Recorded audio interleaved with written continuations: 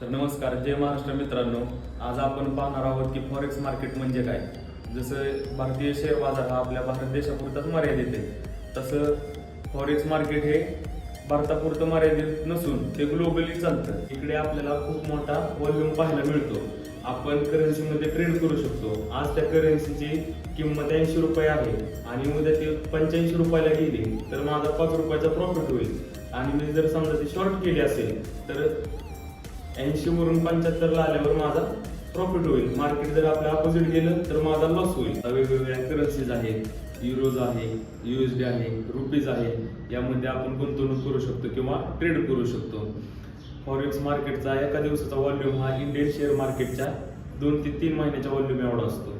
Forex मार्केटचा आपण एक फायदा पाहू शकतो. जेव्हा इंडियन शेअर मार्केट हे पडत असतं तेव्हा FIIs आपले पैसे काढून घेत असतात आणि काढलेले पैसे कुठेतरी इन्व्हेस्ट करायचे असतात.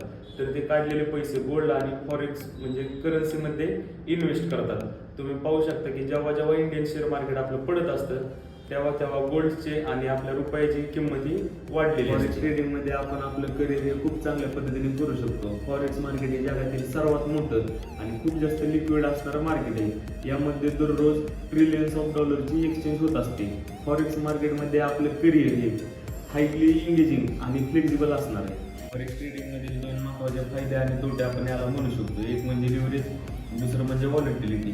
जेवढी जास्त व्हॉलेटिलिटी तेवढे जास्त प्राइस स्विंग होत असते. प्राइस स्विंग आपल्यासाठी फायद्याचीच आहे, त्याला आपण प्रॉफिटमध्ये कन्व्हर्ट करू शकतो. पण तसंच आपण मोठ्या लॉसमध्ये सुद्धा जाऊ शकतो. आणि लिव्हरेज हे एका फॉरेक्स मार्केटमध्ये आपल्याला खूप फायद्याचं. लिव्हरेज हा एक चांगला फायदा आपल्याला फॉरेक्समध्ये पाहायला मिळतो. आता आपण बघूयात की फॉरेक्स मार्केटमध्ये ट्रेड करण्यासाठी किती पैसे लागतात. फॉरेक्स मार्केटमध्ये ट्रेड आपण एकदम कमी पैशाने करू शकतो. मिनी अकाउंटसाठी आपल्याला 100 ते 500 डॉलरची आवश्यकता असते. पण तेच जर आपण स्टँडर्ड अकाउंटने ट्रेड करत असेल तर आपल्याला जास्त कॅपिटलची गरज लागते. तर आपण फॉरेक्समध्ये ट्रेड कसा करायचा हे पाहूयात. सुरुवातीला आपण ट्रेडिंग अकाउंट ओपन करायचे.